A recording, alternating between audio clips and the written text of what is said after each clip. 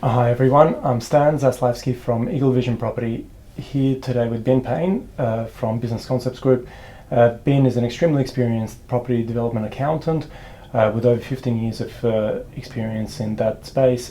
Today we're going to talk more about JV and development management agreements. And yeah, look, Ben, what are some of the, insights for our property developers? Yeah, thanks, Dan, and great to be back here again. I suppose a lot of developers, when they go into property development transactions, they're always looking for creative ways on how to structure a deal. Yeah. And commonly they'll structure deals with landowners that existingly already hold a parcel of land. Or if they don't do that, they might actually bring in a group of investors to actually go and buy that parcel of land, and then effectively they'll enter into some kind of agreement with them.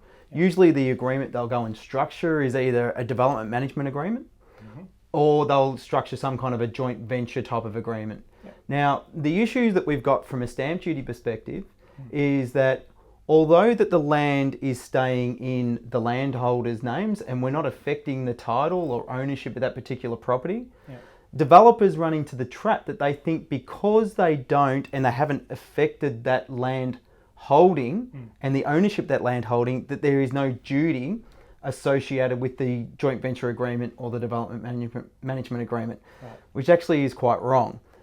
You need to refer back to the landholder provisions in the Duties Act, and the landholder provisions deal with a section called economic entitlement. And effectively it means that if a party that doesn't own the actual property has an interest by virtue of an income or a dividend or a distribution, or in our case, when we're talking about property, we're talking about a distribution of profit. If they've got an entitlement of 50% more of a profit in a landholder, then effectively there could be a duty. There's special circumstances where it doesn't apply and does apply, but we're mainly talking about in the circumstances where the landholder is either a company or a unit trust.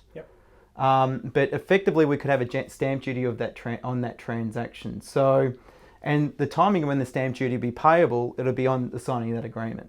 Right, okay.